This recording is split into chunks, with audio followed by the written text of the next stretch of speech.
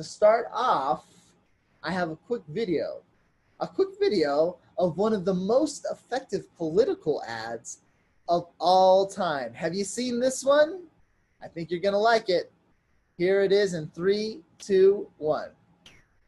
I'm Barack Obama, and I approve this message. Bernie Madoff, Ken Lay, Dennis Kozlowski, criminals, gluttons of greed, and the evil genius who towered over them. One man has the guts to speak his name. Big Bird. Big Bird. Big Bird. It's me, Big Bird. Big, yellow, a menace to our economy. Mitt Romney knows it's not Wall Street you have to worry about.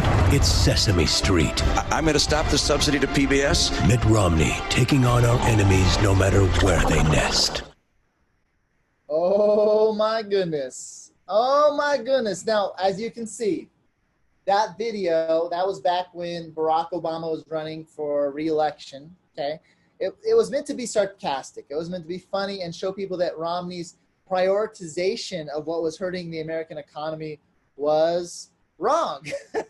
Memes were made in order to make fun of, Mitt Romney's stance about wanting to stop the subsidies to PBS and making fun of the fact that his priorities of what was really hurting America at the time were a bit off. So the video actually successfully shared the microphone message that Mitt Romney was trying to take down Big Bird to save the economy. That was the microphone message behind the video, that Mitt Romney was trying to take down Big Bird to save the economy, even though it was done in a kind of a sarcastic way. But it actually was kind of part of what Mitt Romney was saying on the campaign trail, as you saw in the clips. So it was a message that hurt Romney's campaign, and it helped Barack Obama win his re-election bid.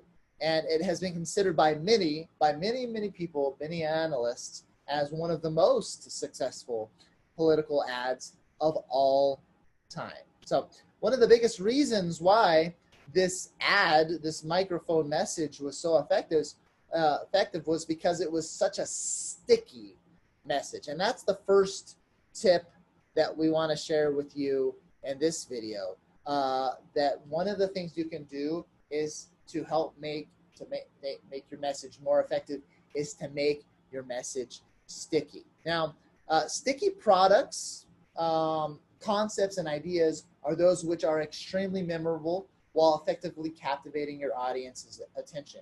And this concept was first introduced by Malcolm Gladwell back in the year 2000, I think, is when his book was launched, The Tipping Point. That's when he introduced the concept of stickiness, okay? And then it was further popularized by marketers and by the book Made to Stick by Chip and Dan Heath, where they talked about, hey, this stickiness concept, it actually is amazing for marketing. And when it comes to your microphone message, you also want to include elements of stickiness. So how do we do this? How do we make your message sticky?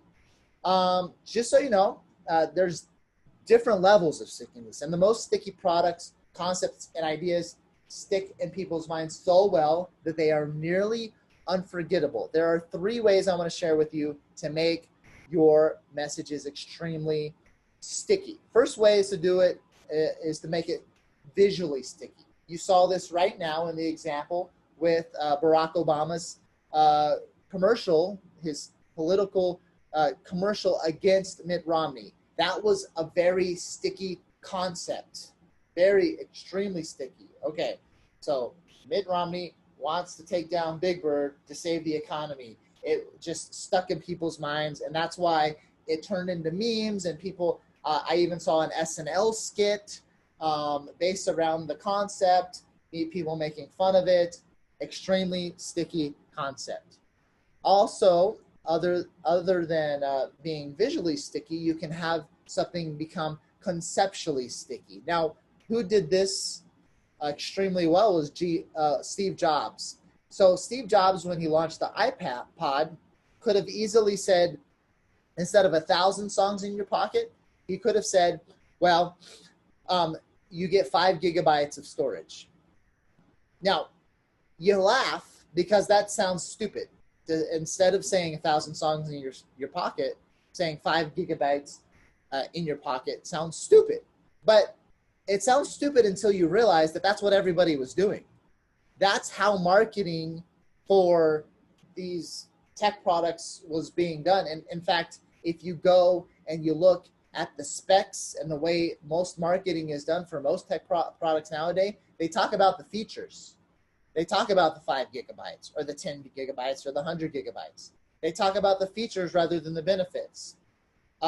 Steve Jobs was able to paint the conceptually sticky image.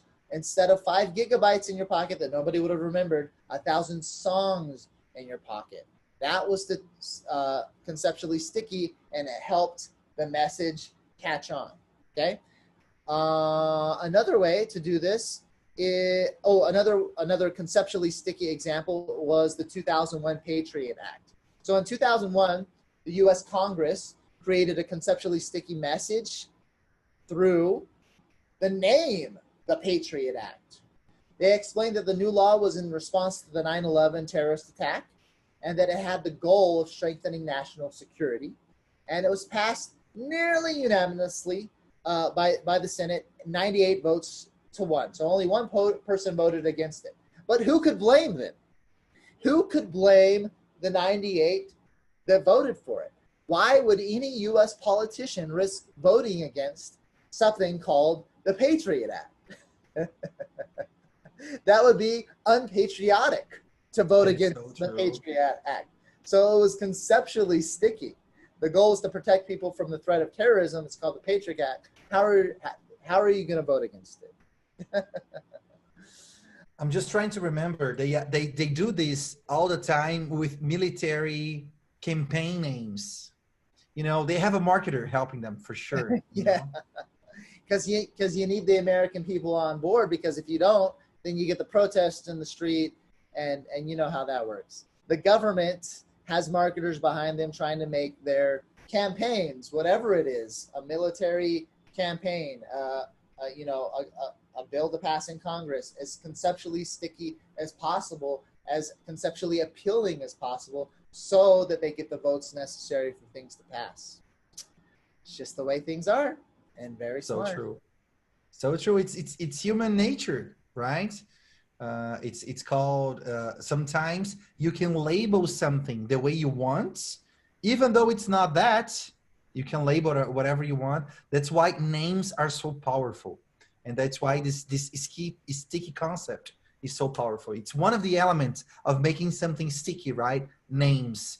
And a lot of times, just giving this extra thought so you can come up with an original or a sticky name, it's so worth it, because people can like it just by the name. Like, whoa, hold on, I like that. Tell me more about that. That's it. Game over. And you that bought Ideas That Influence and the online course, maybe you bought the course because it's conceptually sticky. The name, you're like, well, just buying this makes me look like I'm going to be a smarter marketer, right?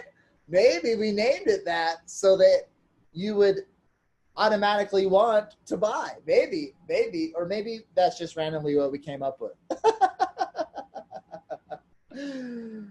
Oh man. So here we go. So that's the second way to make things sticky. So you got visually sticky, you've got conceptually sticky, and you have rhyme or repetition.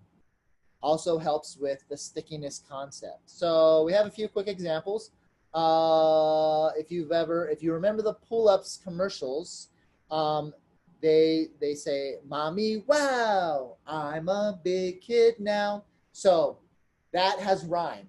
Okay, so it was hard. It's hard to forget that because it was so rhymey and it was repeated so many times. "Mommy, wow, I'm a big kid now," and that phrase alone has helped pull-ups, along with the name being just a really good name for a brand.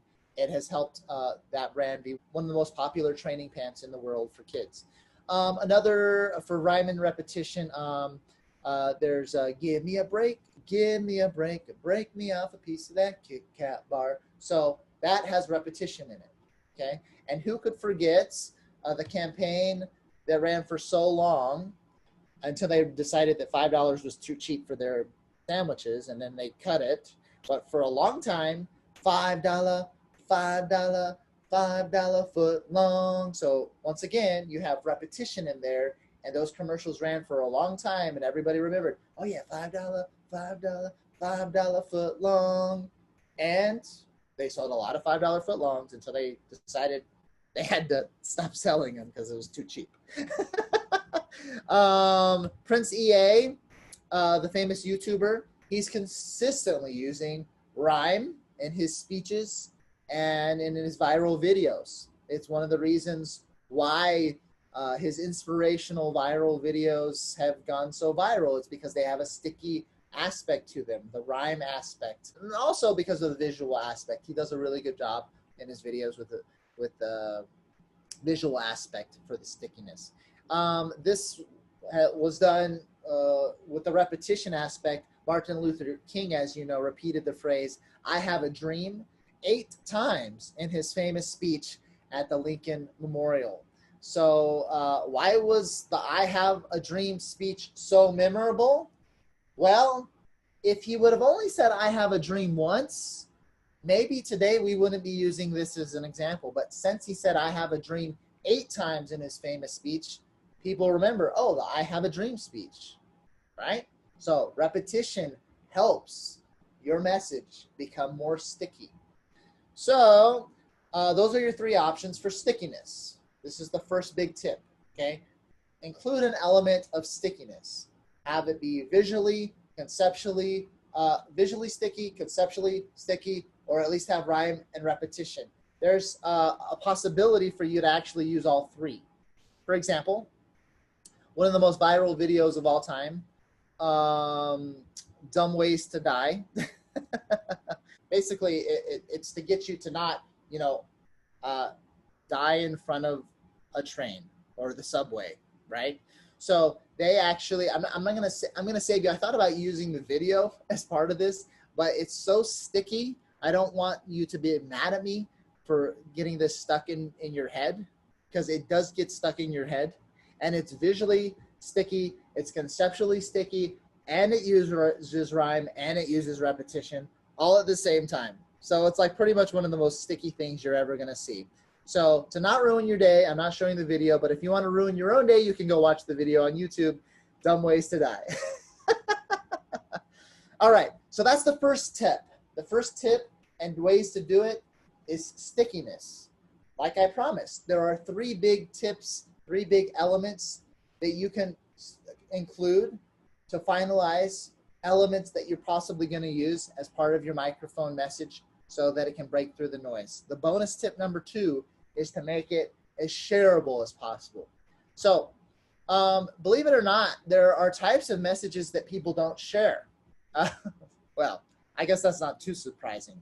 But I guess the question for you then is, okay, Daniel, what types of messages do people not share? Well, in the book Contagious by Jonah Berger that we mentioned earlier, he mentioned that there are, the people don't like sharing boring messages. Well, okay, that's obvious, Daniel. Okay.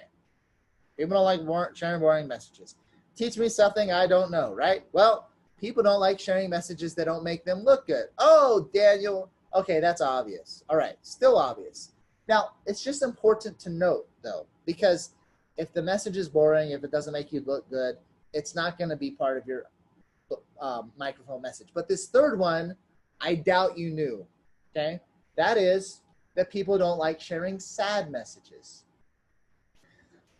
What this means is, if you go and you look at the lists of the most shared videos, campaigns of all time, you're not going to find very many sad messages in there. Even though a sad message can catch people's attention and get views and capture people's interest, usually people don't like to share the sad message. People like to share the happy messages, the exciting message. I have a list here of what people do like to share. But sad messages people don't like to share. So if you have a sad story, like something bad happened in the story and it makes people cry because it makes them sad, then don't use that story as part of your winning microphone message, because more than likely it's not going to be your winning microphone message. Does that make sense? And that's why some of the, like, you've heard of some of the saddest movies of all time, like some of them, but for example, I watched the movie The Boy. I think it's called The Boy with the Striped Pajamas. Have you seen that one, Pedro? The Boy with the Striped Pajamas. It is a moving movie. Yeah, it's a So movie. And cool. Yeah. and it hits you. But here's the thing. So if you've seen it, you know how impactful the movie The Boy in the Striped Pajamas is. Right. It's so visually sticky. It hits your emotions. It makes you sad. It gets you thinking.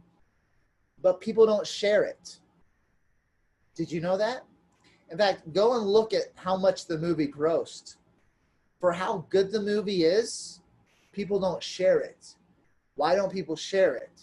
Why don't people say, oh, you have to go watch The Boy with the Striped Pajamas? Well, it's because people don't generally share sad messages. Make sense? Make sense? Okay. So, what are the type of messages that people do share, Daniel? That's what we need to know. We need to have a shareable message, right? So here's what people do actually share. Heartwarming messages. Now this picture is a client of ours from Brazil named Cristiano Zanetta, who was given permission from Warner Brothers to use the Batman name and image as part of his work. And this is because for years Cristiano has made a difference in young children's lives by visiting those in hospitals battling cancer. And when he is in character, he looks so much like Batman that it appears that he just stepped off a movie set. It's just extremely cool. And it weighs a lot too. It's crazy. It's crazy. Anyway, he gives children hope, and he's helped many people to find strength to win their fights against cancer. And at one of our events, he gave an emotional and heartwarming speech about his work. And we posted a clip of that speech to Facebook, and the clip has been shared over 100,000 times. Woo! And it received more than 3 million views. So there you go.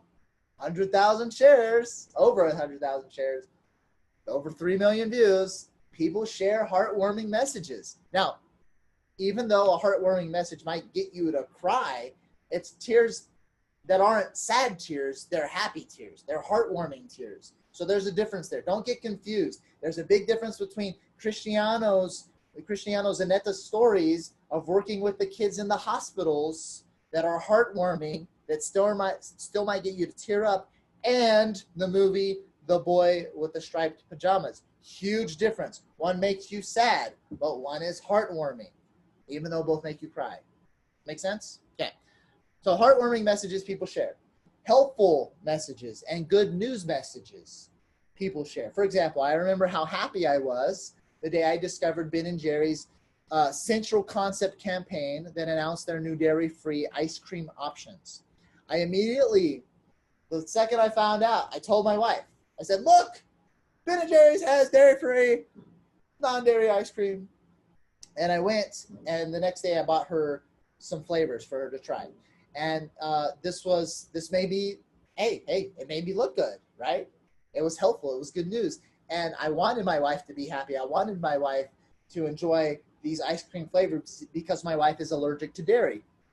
So you better believe that move, telling her and going out and buying all the flavors as soon as I found out, scored me some brownie points. That's a little joke for you because there's fudge, brownie, non-dairy. You get it? Never mind.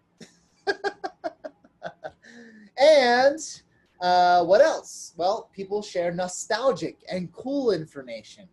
What were we talking about that was so nostalgic earlier, Pedro? Oh, yeah, the clicking on the iPod. That sound for you was nostalgic. Well, guess what? People shared nostalgic and cool information. Walmart recently launched a convincing call to action campaign for their grocery pickup service that went viral. Congratulations. Walmart finally had an ad that went viral. Tough for them to do, but they did it. They finally did it. The video is titled Famous Cars, and it shows the Batmobile the Ghostbusters car, Lightning McQueen, the Scooby-Doo Mystery Machine van, and many other nostalgic and cool vehicles racing to Walmart to use the pickup service. So there you go. Walmart finally did it. They had something that went viral because they used the nostalgic / cool approach. Messages revealing injustices. Okay. So there's a difference. So messages that reveal injustices can get people angered to the point where they want to take action to fix the injustice, which is completely different than sad. Once again, completely different than sad. This is messages revealing injustices. So in the UK, the Disrespect Nobody campaign joined forces with the famous YouTuber TBJZL in order to shoot a video showing why putting pressure on someone through sexting is wrong and how it's a form of bullying. And the video also helped spread the message that sharing nudes without permission is illegal. So as the video was shared, it helped many people understand how common it is for youth to be unfairly pressured into sexting and why this form of bullying needs to be stopped. So since it showed that injustice that lots of people didn't realize what was going on, they felt obliged to share the message so that the injustice could further be exposed and so that things could be fixed culturally in order to stop sexting and stop the illegal sharing of nudes without permission. Okay? Also, as you know, almost anything that's funny, it gets shared. So I pretty much don't even have to use this example, but I'll just show you on the Wimbledon YouTube channel, their most viewed video is their video called Wimbledon's Funniest Moments. This one has over 25 million views. All of the other videos, not so many views, but this one's got 25 million. And why? Because, well, it's their funniest moments and it's funny. And so, yeah, almost anything funny people will share. And then warning videos and life-saving information videos or messages, because we're talking about your microphone message, consistently get shared. So the Global Health Media Project and their channel has a number of videos which have gone viral, including their videos called The Story of Ebola and The Story of Cholera. And those videos share life-changing information so that people in developing countries can avoid those life-threatening diseases. So as you can see here, this one video called The Story of Ebola has over 49 million views and almost 1 million likes. Wow. Okay, so apparently people share life-saving information or warning videos with great information. All right, so, and I want to give credit where credit is due. That information on the types of videos that are most shared, that is information that I did adapt from Jonah Berger's book, Contagious. So great book. I do recommend it, by the way. You can go and read that as well. And that can help you further understand why you should use one of those types of messages as part of your microphone message so that it's more shareable. So up to this point in this video, we have bonus tip 1 was to include sticky elements, okay? Sticky elements as part of your message. Bonus tip number 2 was include the right type of message within the message so that it's shareable and avoid things that aren't shareable. So you want it to be shareable. And then the third bonus and final tip is to give people an aha moment, okay? So we kind of hit on this a little bit when we talked about core beliefs and having people have a paradigm shift through your message.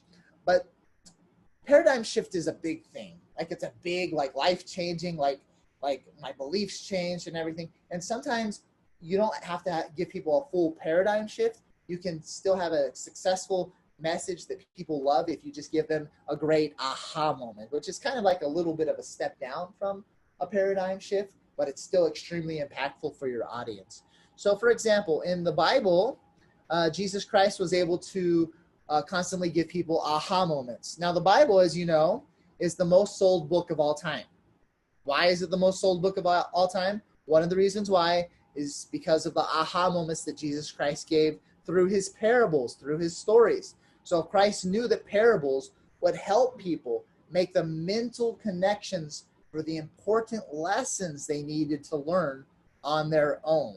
Instead of just telling people, don't do all these things, he shared stories that helped teach the lessons and give them the aha moments that help them see why they should change their behavior. That's why the parables in the Bible are so powerful. They provide the aha moments. For example, when Jesus shared the parable of the Good Samaritan, Samaritans and Jews, they didn't like each other. And this made it harder for Jesus to share his message of love with all of these groups. He was trying to share his message with the world, but it was tough when people were fighting against each other. So instead of telling the two groups to just cut it out, to stop it, hey, stop it. You're supposed to love each other, Jews. You're supposed to love each other, Samaritans. Instead of just telling people, stop sinning, you're wrong, and everything, he told this story about a Jewish traveler who was beaten. He was stripped of his clothes, and he was left half dead on the side of the road. And in the story, a Jewish priest avoids the dying Jew. So it's a Jewish priest avoiding the Jew and walks on the other side of the road.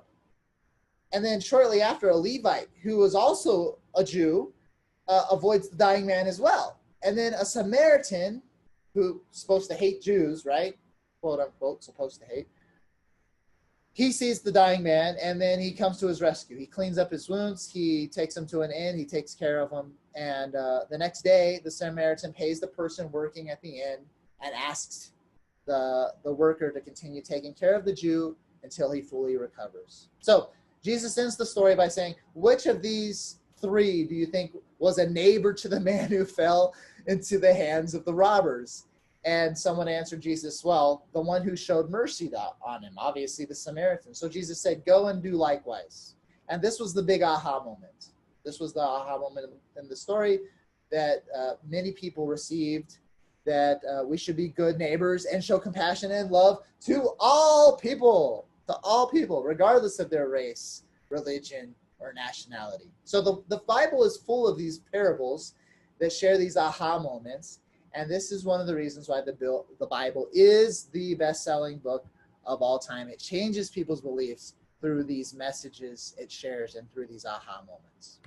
So to finalize this video, I'm jumping ahead. We have a few questions for you to answer by yourself or by sitting down and planning a meeting with your team so that you can hash out the elements of your winning microphone message based off of what you learned in this video. First question is, what ideas do you have for your microphone message that are visually or conceptually sticky? Okay, so we want that stickiness aspect. Also, what ideas do you have for your microphone message that use rhyme or repetition? That additionally helps it to be even more sticky. What elements will you use for your microphone message to help make sure it is shareable? Remember, we gave you 6 scenarios where they are the most shareable. And we gave you a big scenario, sad messages aren't shareable, okay? And then what can you do to make sure your microphone message causes your audience to have an aha moment, like the Bible was able to do with so many people, okay? So sit down, hash out those questions by yourself or with your team, and that will help you finalize the elements for your winning microphone message. And in the next videos, we're going to share some amazing strategies for you to gather your final ideas, filter those ideas, and pick which idea out of all the ideas that you've been gathering that you will use for the launch of your next successful marketing campaign. So we will see you in the next videos. All right. Thank you for joining us in this episode of the Marketing Podcast Party. Please share this episode with your friends, family, and business partners. Also, remember that the party continues with your free copy of the Ideas That Influence book and interactive box experience. I wrote the book and created the box experience to help you with even more wildly successful marketing ideas. Head on over to bigideasbox.com to grab your copy. You'll get your copy for free. You just pay shipping and handling. Once again, that's bigideasbox.com for your free plus shipping copy. of ideas that influence. I'm Daniel Din. This is the Marketing Podcast Party, and I'll see you in the next episode.